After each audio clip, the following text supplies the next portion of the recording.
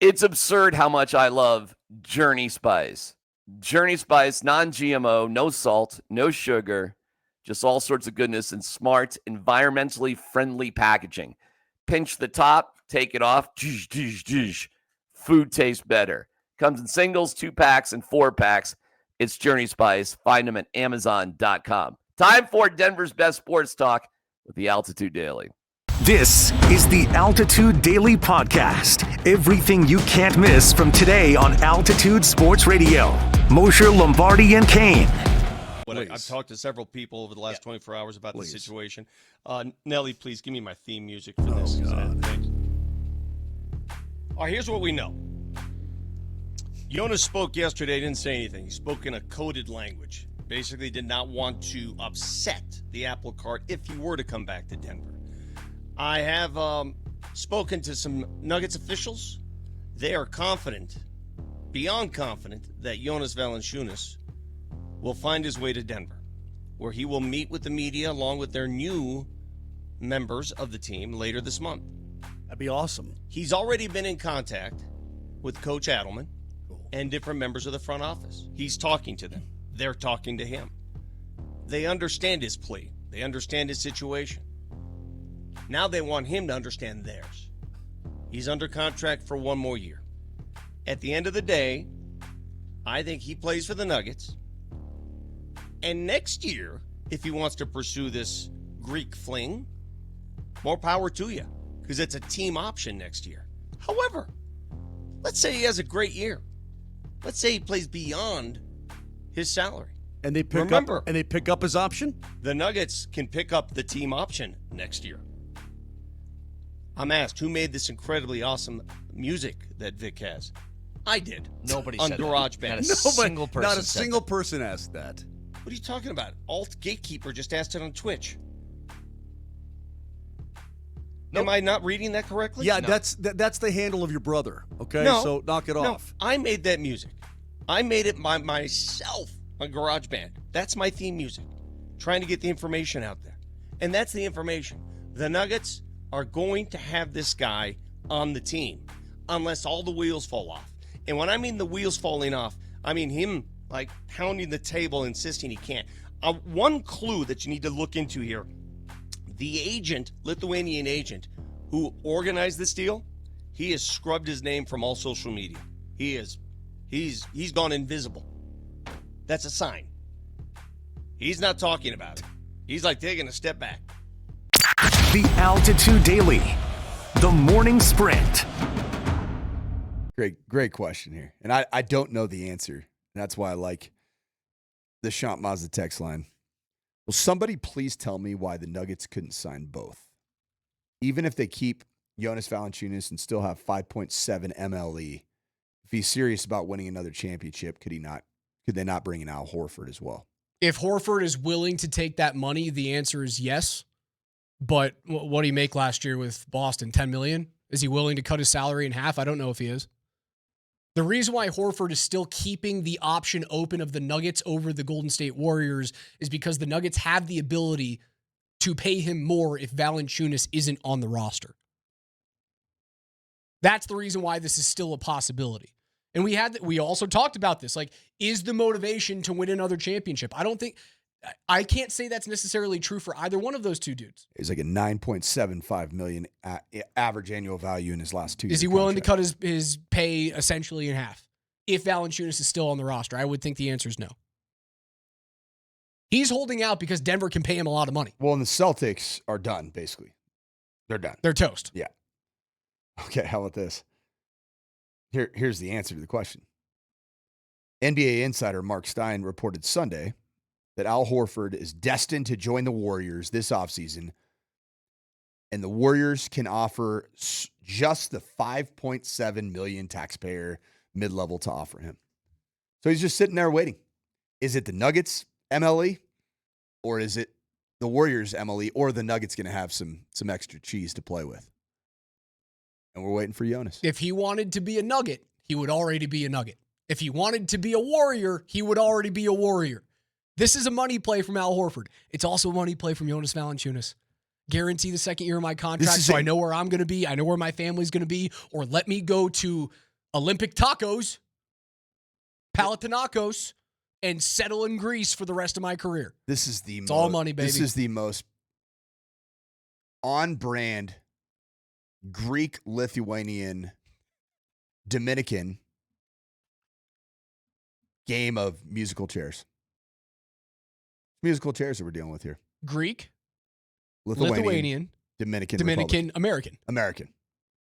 And let's just, for why not? Let's just throw Serbian in there. Because Nikola Jokic is kind of a big part of this. What type of music do you play for that game of musical chairs? Polka. The Altitude Daily. Columbus, Hastings, and DMac. If all these trades go through and everything's copacetic, do they just play themselves into and you said if they're not in the NBA, you said conference finals next year? If they're not playing definitely conference finals. If the Nuggets with everything they're doing aren't in the conference final, that is a real big bummer because they shouldn't be any worse than a 3 seed. So they should have at least 2 home playoff runs. Seriously, with the lineup they have, a 4 seed would be disappointing. 3 seed would be like eye roll. Okay, we can deal with it. But come on. Does this roster on paper this year, right now, would have won the NBA championship this year? Who's the coach? Adelman. So they still fire Michael Malone with this lineup? Well, that's a tricky question. Like, at what point do they have this lineup? Because here's the problem.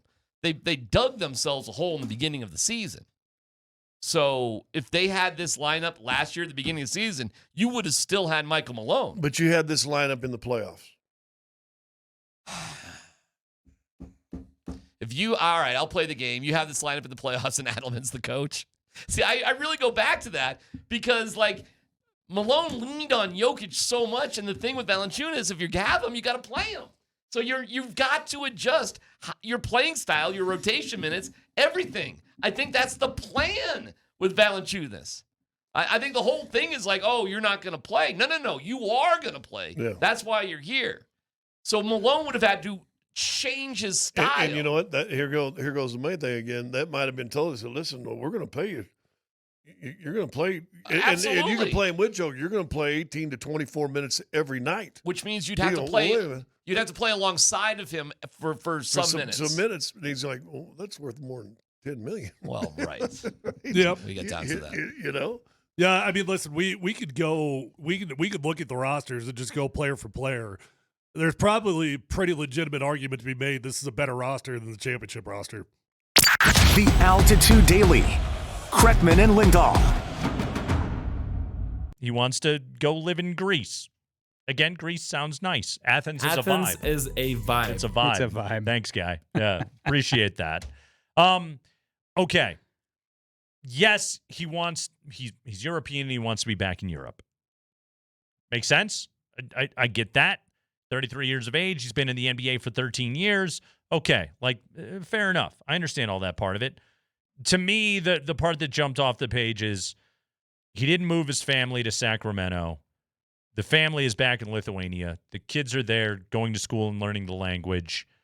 And it's going to be tough for him to be that far away. If he could play professionally in Greece and make essentially the same money, perhaps even more because it would be over a longer term and it's a 3-hour flight away, rather than what's Denver to Lithuania? Quick RTD ride. It's fine. Exactly. It's fine. So I get all of that part of it. It makes sense. I get the lure of it. You signed a 3-year contract, dude. And I'm sure that life had unexpected turns because it always does. But you signed a 3-year contract, dude. And where were his agents to explain to him, you can't just get out of this stuff? Instead, the agent was going over to Panathinaikos and being like, hey, yeah, you can sign him. By the way, the club has not put out anything because the club, I think, doesn't want to step on the Nuggets' toes in all of that. But there's, again, I think it's really easy as sports radio hosts to say it's about money. It's about role. It's about don't want to live in the U.S. All those things. Dan, I think it's column A, column B, column C. I think there's a lot of reasons why playing in Greece right now is so attractive to Jonas Valanciunas. When Panathinaikos plays Olympiakos, yeah, right, their rival, huge rival in Athens. They call it Derby of the Eternal Enemies. That's the name for when those two teams match up. Derby of the Eternal Enemies. That's how it translates. That's cool. That's awesome. I get it. It sounds fun. Yeah. Yeah. I can't speak to any of this. I have no idea. The only thing I know personally from watching a professional athlete battle the long distance relationships with your family and professional career is, I don't know if you remember Peter Mueller. Sure. Former super top draft pick, got concussions. I've become good friends with him because our kids are the same age and they played some sports together. He's one of the best humans on this earth. He's that, it was a shame what happened to him. Right. Too. A ton of concussions. And he tried to get back here and couldn't, but was playing overseas and now plays in Brno and Brno. He was playing in Germany, They just won their championship. Yeah. And he has now revitalized his career over there. He's a big deal over there. And he was able to go and forge the second part of his career, but his family's been coming back and forth. It's been hard on everybody. And I'm watching this family fight so hard to stay together and to allow him to continue this career because he's still an exceptionally good hockey player. And he proved that over there. And he said those crowds are unbelievable. The lifestyle over there is just so much different. But watching that, he didn't want to give up his dream of playing hockey. And he couldn't find the fit here, so he went there. Valanciunas still has a chance to do that here at 33. There seems like there's the ability to come here, play with Nikola, which to me, that's the one part where I say, how could you not want to do that? Sure. You've been listening to the Altitude Daily. Catch us live weekdays on 92.5 FM, the Altitude Sports Radio app, twitch.tv/AltitudeSR, youtube.com/Altitude Sports Radio, and your favorite smart speaker. Say Altitude Sports Radio.